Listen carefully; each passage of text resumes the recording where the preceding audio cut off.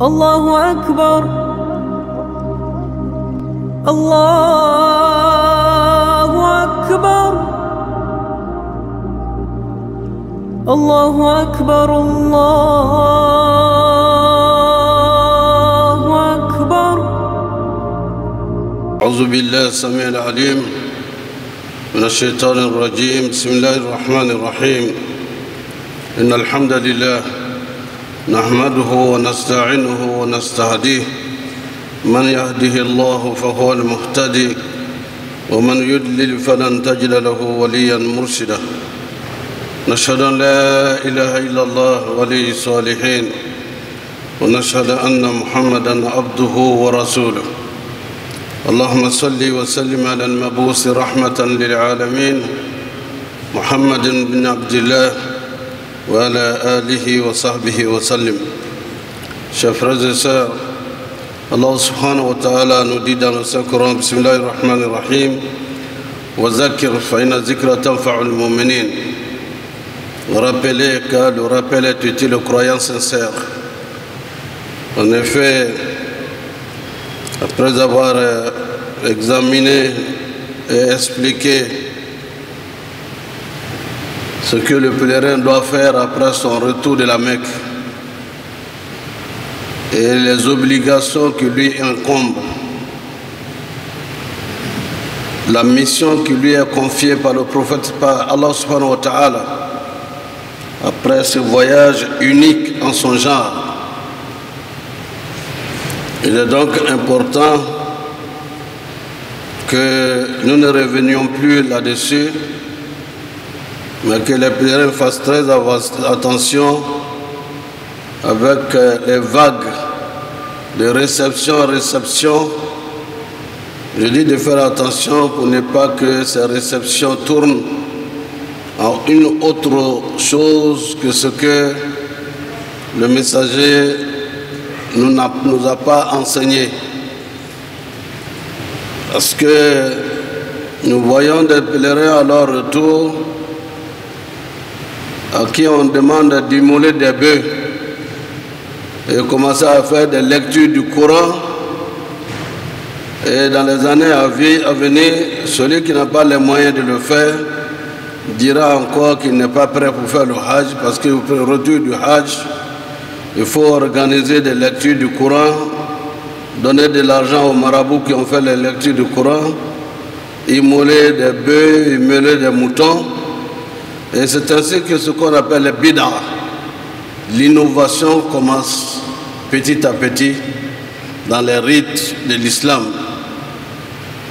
Et notre modèle de référence, laqad kana lakum fi rasulillahi uswatun hasana.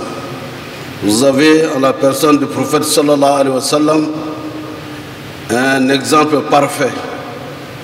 Wa ma ataakum rasul fakhuzuhu wa ma nahakum anhu fantahu. Ce que le prophète vous ordonne de faire, faites-le. Si vous interdit quelque chose, éloignez-vous-en entièrement. Qu'Allah nous donne la bonne compréhension. Ceci après, nous venons encore à une nouvelle étape. Nous avons parlé du calendrier lunaire, le nouvel an musulman, qui a été célébré sur toute l'étendue du territoire national, et les imams ont présenté leurs vœux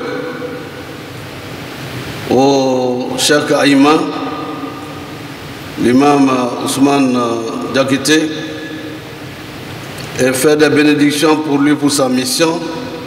Lui, à son tour, a formulé des vœux et des bénédictions pour la communauté musulmane entière et pour la Côte d'Ivoire d'une manière générale et pour nos pays d'une façon globale. C'est donc un événement extrêmement important. Cela nous a permis, n'est-ce pas, dans le sermon passé, de situer le contexte de l'Hégire.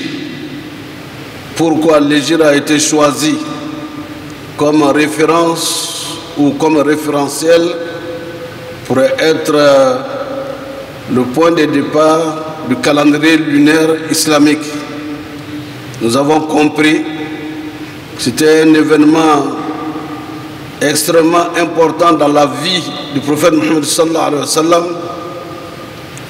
Mais nous comprenons encore suite, moins d'une semaine après, que l'hégire n'est pas seulement une tradition du prophète Mohammed sallallahu alayhi wa sallam, car nous entrons dans ce que nous savons, l'Ashura. Ashura, qui est un mot arabe qui indique le chiffre 10. Et le mois de Muharram en lui-même est un moment sacré, même avant l'avènement de l'islam. Sacré parce que respecté comme étant un moment de trêve. Pendant cette période, toute forme de conflit était arrêtée par les Arabes. Et les conflits au niveau tribal, dans les familles, s'arrêtaient pour respecter la sacralité de ce mois. Et nous avons découvert que l'hégire est ainsi un décret divin. Parce que lorsque nous nous référons à l'histoire, notre père Adam alayhi salam était au paradis.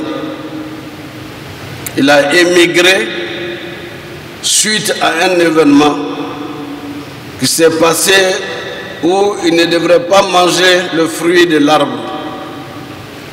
Lui et son épouse ont été amenés à vivre sur terre en tant qu'être humain. C'était certainement la volonté d'Allah subhanahu wa ta'ala.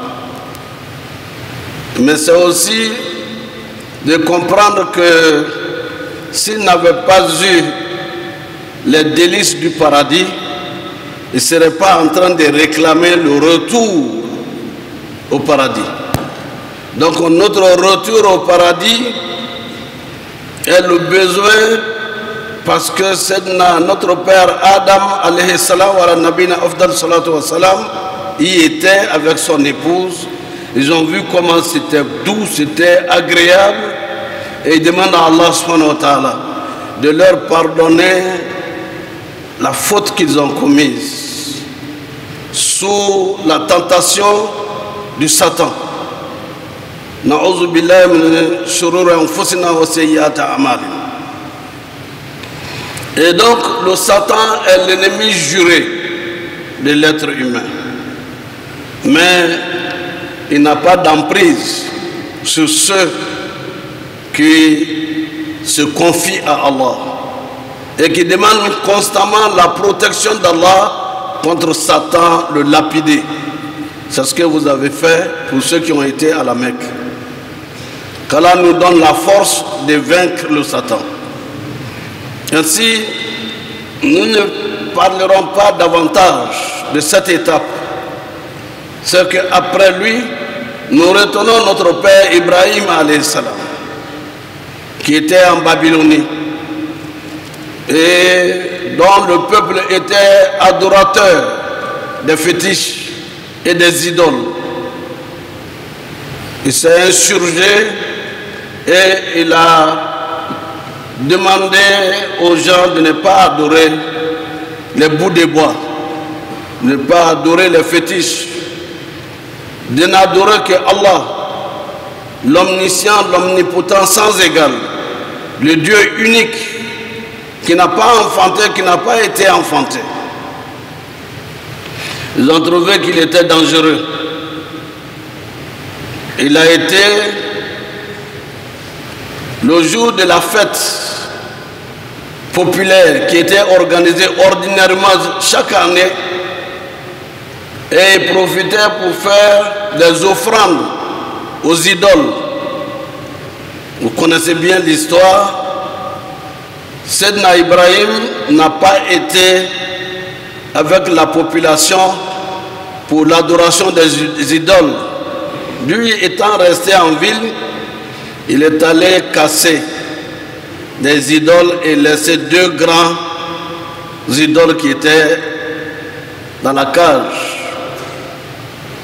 Investigation faite, quand ils ont cherché qui peut faire ça, on dit c'est Ibrahim. Ibrahim alayhi salam, on l'appelle, on l'interroge. C'est toi qui as fait ça à nos dieux? Il dit s'ils parlent, s'ils savent ce qu'on leur fait, interrogez-les, eux-mêmes ils vont vous répondre. Un bout de bois ne parle pas. Je dis mais qu'est-ce qu'il nous pose comme col? Il dit mais c'est peut-être, il nous propose, c'est peut-être qu'ils ont été fâchés parce que vous avez donné à manger aussi aux petits idoles et ils les ont cassés pour s'installer, pour eux-mêmes manger tout le reste. Il y avait chez Sayyidina Ibrahim ce raisonnement logique et cette facilité de convaincre avec des arguments très clairs. Il avait une rhétorique sans faille. Il dit bon, on ne peut pas convaincre et on ne veut pas qu'il arrive à nous convaincre. Donc qu'est-ce qu'il faut faire? On arrête tout ça. Le chef de la tribu demande, il faut le brûler. Pour que plus jamais quelqu'un vienne encore, un autre enfant vienne encore nous embarrasser avec sa croyance qu'il croit être un seul Dieu. Ils ont jeté Sayyidina Ibrahim dans le feu. Le feu a brûlé. Sayyidina Ibrahim, le lendemain, était assis dans les cendres, sans égratignure et sans brûlure. Il décida d'émigrer, de quitter là où il est, avec son épouse, pour aller en Palestine, en passant par l'Égypte. Vous allez voir la suite de l'événement. C'est que Allah nous interroge, nous tous.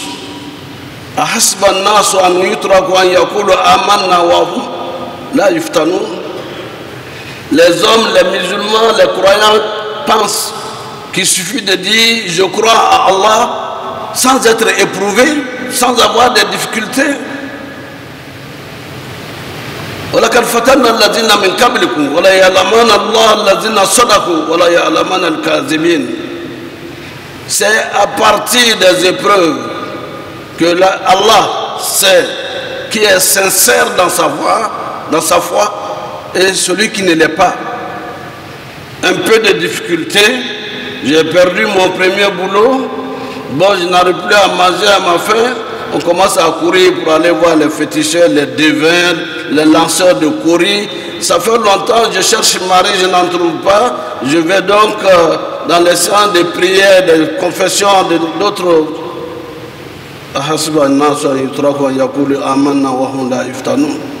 Les hommes, les femmes croient-ils qu'il suffit de dire je suis croyant sans être éprouvé? Sayyidina Ibrahim a quitté là où il est né, son peuple, pour aller vers le lieu que Allah lui a indiqué pour exercer sa foi. Et c'est à partir de ce moment qu'on sait que nous devons mesurer la qualité de notre foi. Si nous sommes éprouvés, qu'on s'en remette à qui?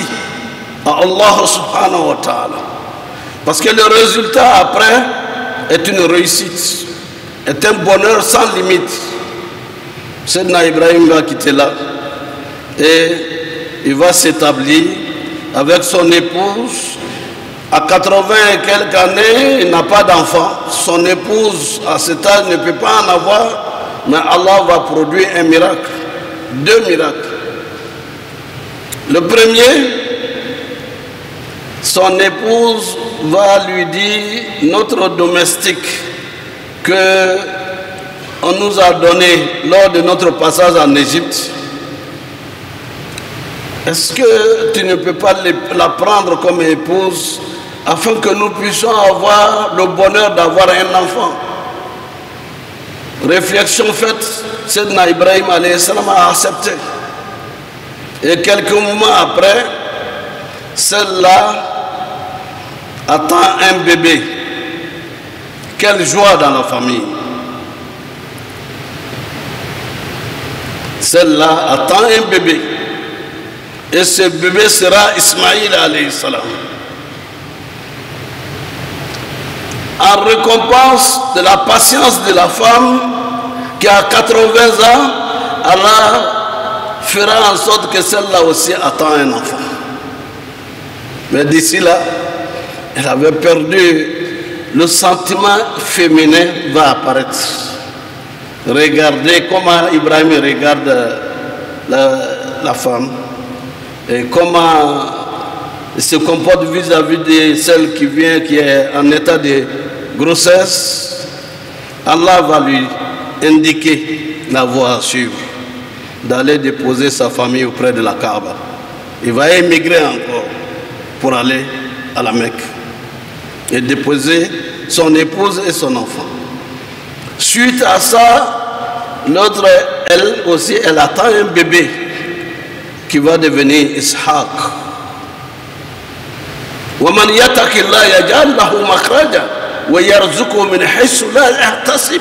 Celui qui craint Allah d'une crainte sincère, Allah lui donne une porte de sortie à toutes les difficultés auxquelles il est confronté et il lui procure le bonheur d'une manière ou d'une direction qu'il n'avait jamais escomptée, n'avait jamais pensé.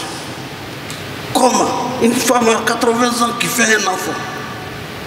Et c'est la femme, la seconde qui se trouve à la Mecque, où il n'y a pas de nourriture, il n'y a pas d'herbe, et il va avec quelque chose pour leur nourriture, et lui va faire les va-et-vient. Mais à un moment donné, la nourriture qui était là est terminée, et celle-là avait même demandé, mais tu nous laisses à qui, Ibrahim? Je vous confie à Allah. Elle dit, si c'est à Allah que tu nous confies, Hasbunallah wa ni'mal wakil. Nous nous confions donc à Allah, il est le meilleur secours.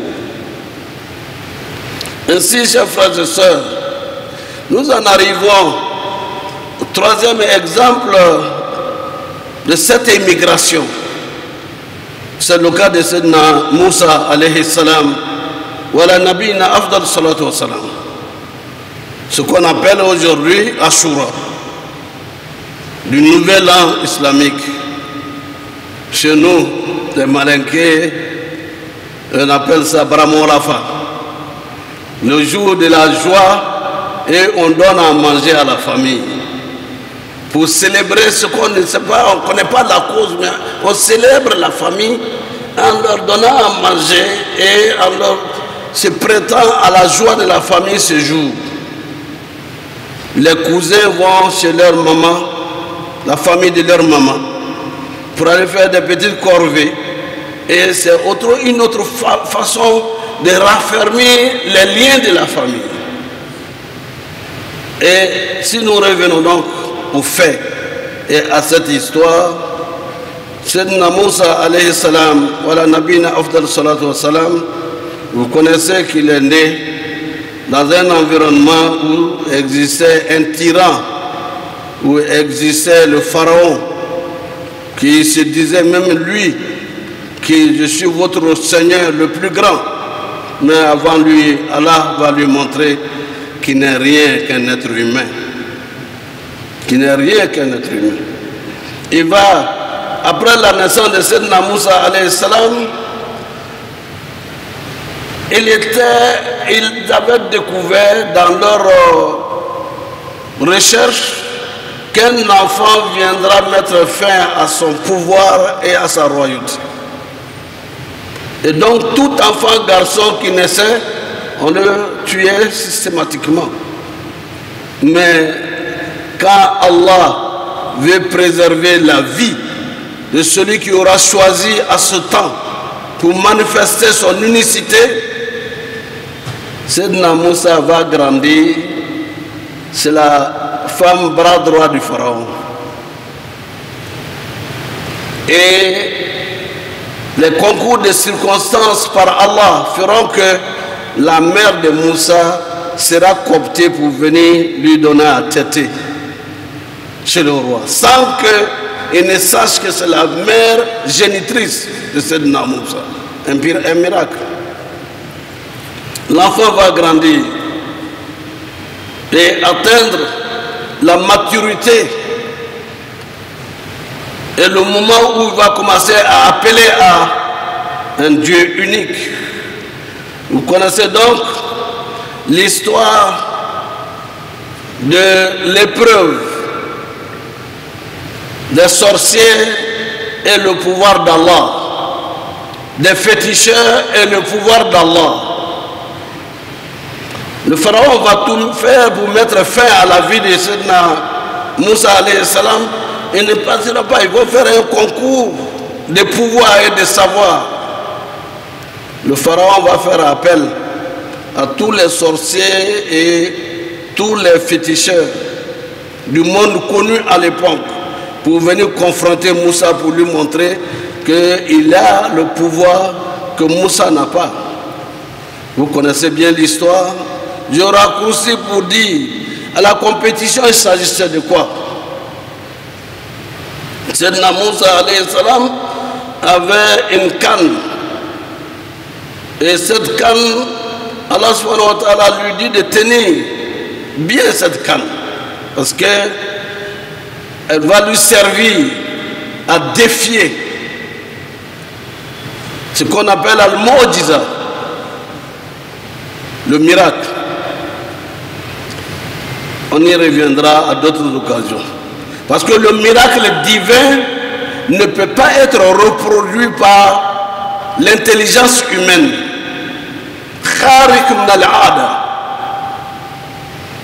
L'intelligence humaine ne peut pas reproduire le miracle divin. Et à la confrontation, quand les féticheurs lancent leurs fétiches et Sayyidina Moussa laisse sa canne, la canne se transforme en un serpent qui vient avaler tout ce que les féticheurs ont lancé. Et sans s'en référer à Pharaon, les féticheurs tous viennent se prosterner devant Allah pour reconnaître la force et la puissance que Allah a donnée à Moïse. Par là, on va commencer et ça va continuer. Pour ne pas aller très loin, Moussa va continuer ses épreuves. Le pharaon va regrouper une armée pour poursuivre Moussa afin de mettre fin à sa vie, à la vie de Moussa et à la vie de la communauté qui suit Moussa alayhi salam. Vous connaissez la suite. Dans cette poursuite, il y a la mer qui sépare, il y a l'eau qui sépare l'Égypte de la Palestine. Et arrivé à cet endroit, Allah dit à son serviteur, passe. Et d'aucuns disent, lorsqu'il a frappé l'eau de sa canne, l'eau s'est divisée en deux. Lui et sa communauté ont traversé pour aller de l'autre côté de la rive.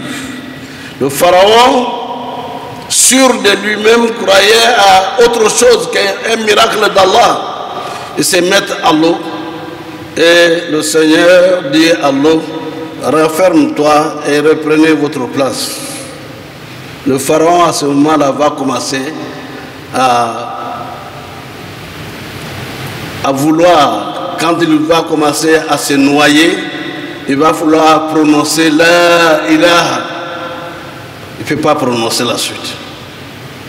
Pour que cela serve de leçon aux dictateurs et aux tyrans de toutes les époques. Qu'on défie tout le monde, on ne peut pas défier Allah. Et que le messager d'Allah est sous la protection de son Seigneur.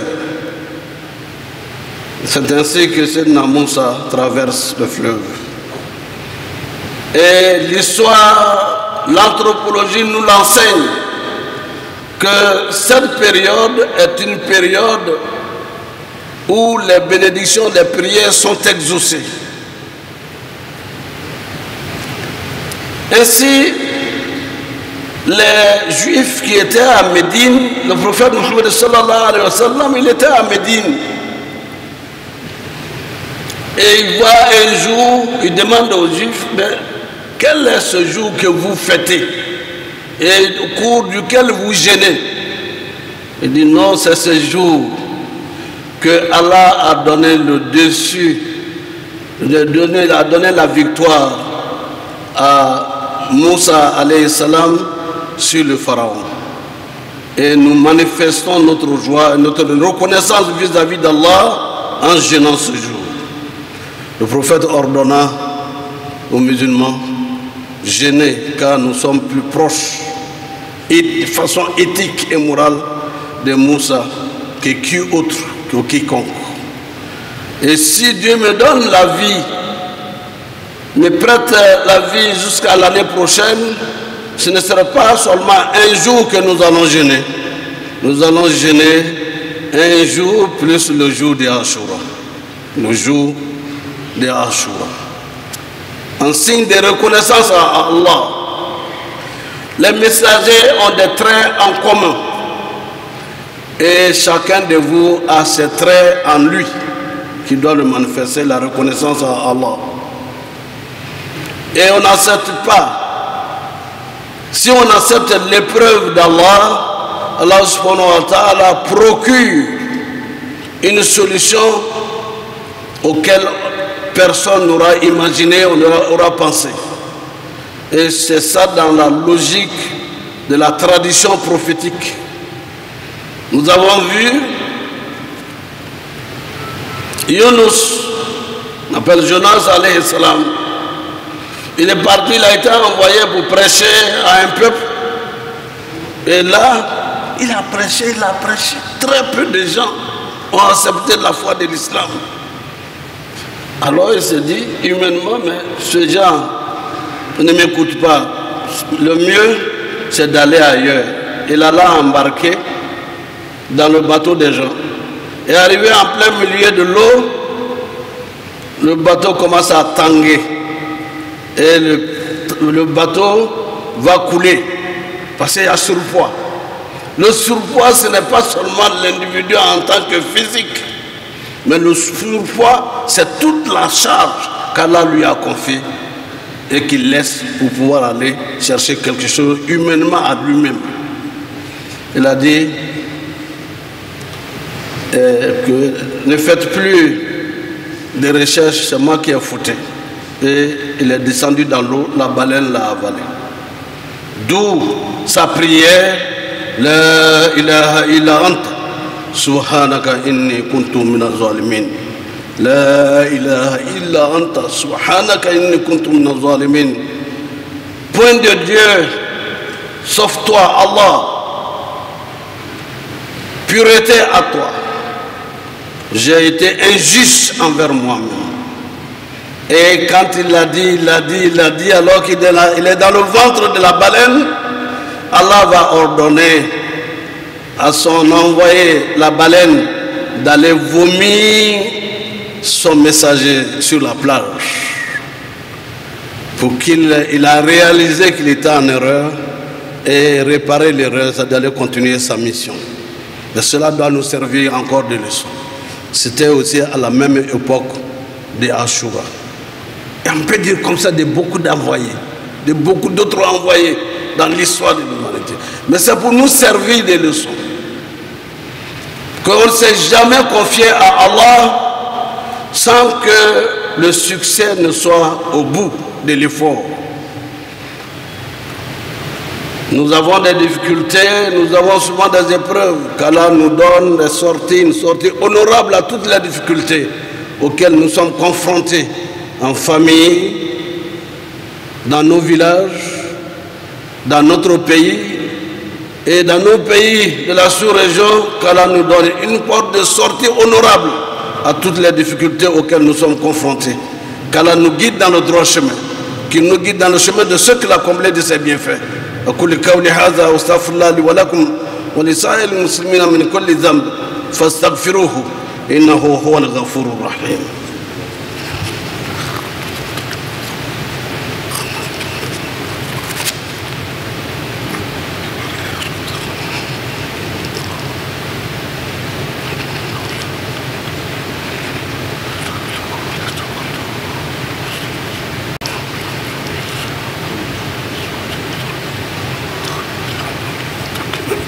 الحمد لله رب العالمين والصلاة والسلام على أشرف الأنبياء والمرسلين محمد بن عبد الله وعلى آله وصحبه وسلم. Dear brothers and sisters, we are on the day, the coming day, after 2 days, the day of Ashura. Ashura is very symbolic for the Muslims. It refers to the messenger of Allah, Moses, to say, Moses has been sent by Allah subhanahu wa ta'ala.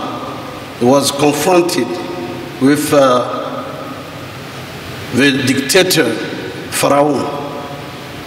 And then this one would not hear saying that there is one God but Allah.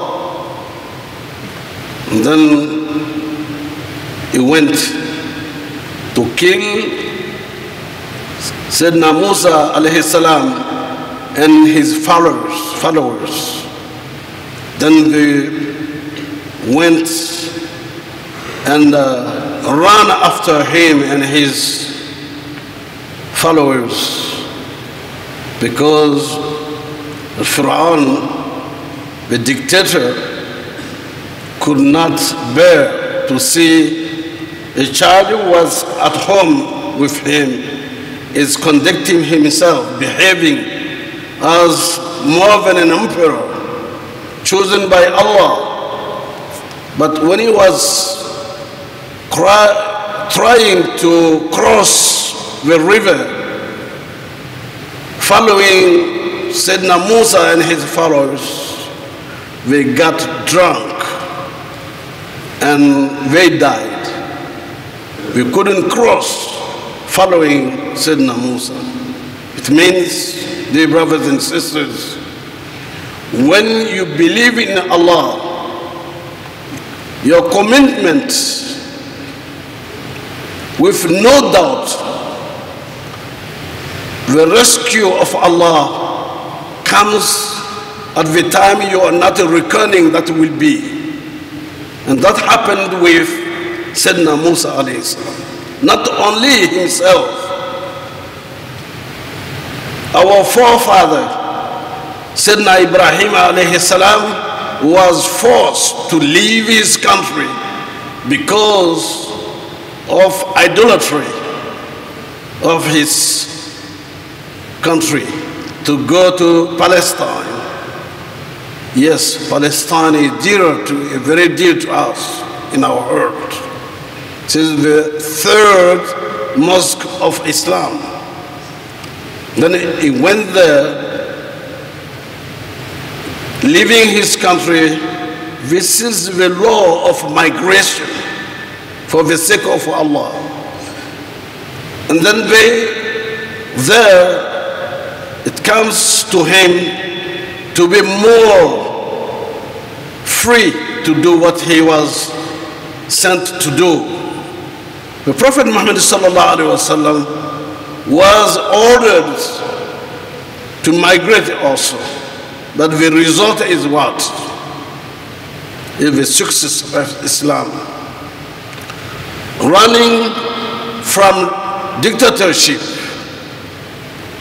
and to be free to implement his religion can be our challenge of today.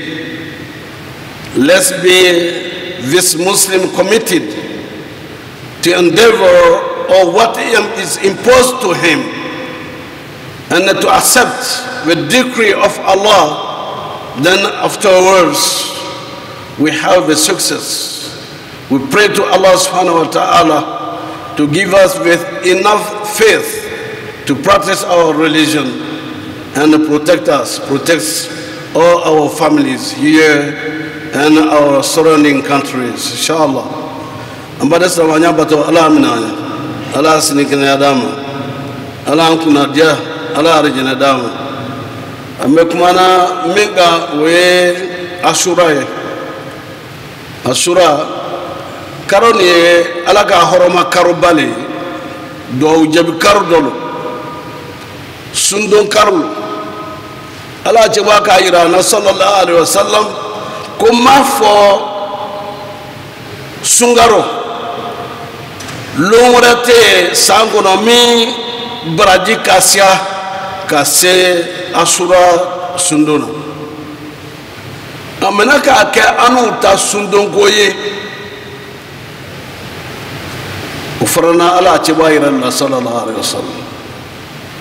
سيدنا موسى عليه السلام ولا نبينا أفضل الصلاة والسلام عليه تمي مصر مساجد من تمي توكو وبافوا مكو فرعون تولي كاسيا parce masa bonne tu as abe masa farafundo wolule tu be die be mara watla komi taw be die balballa to mena watinna mais lu ko lu yerale alay ko mo gore bina kana fulu ina ko ka fengore bato mena ala takleyo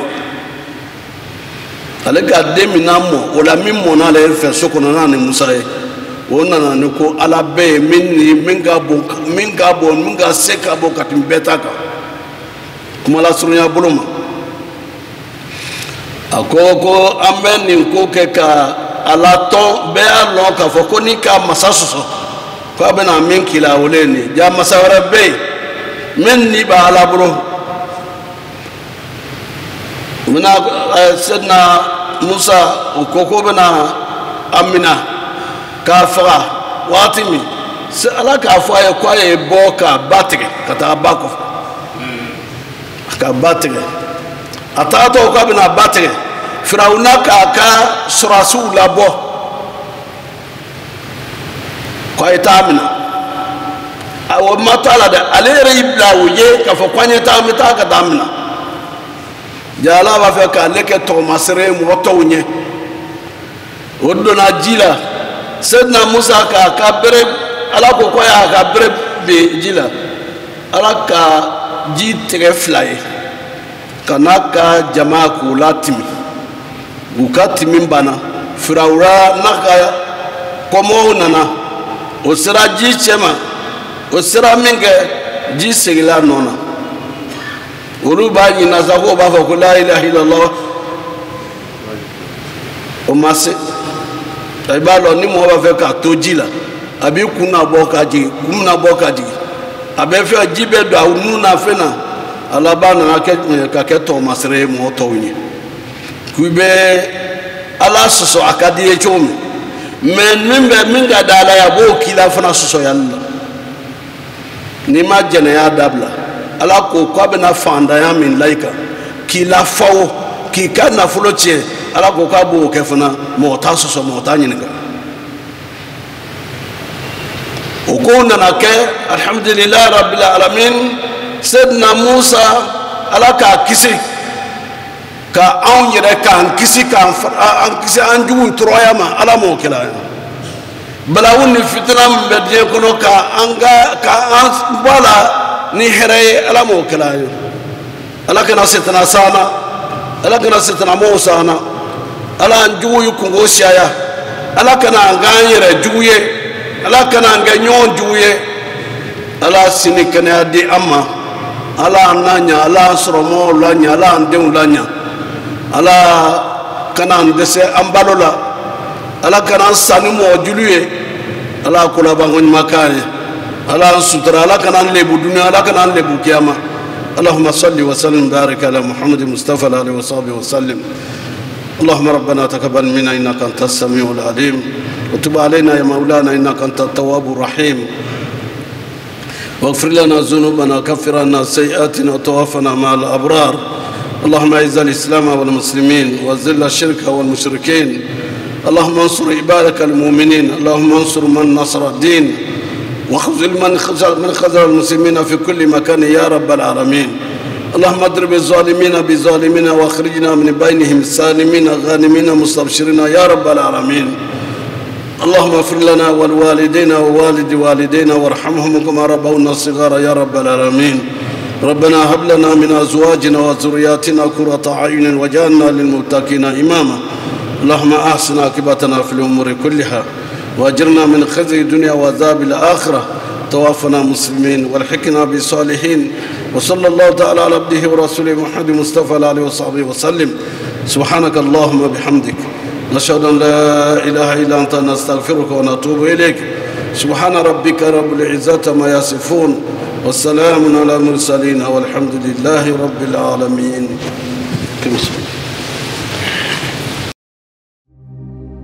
الله أكبر الله أكبر الله أكبر الله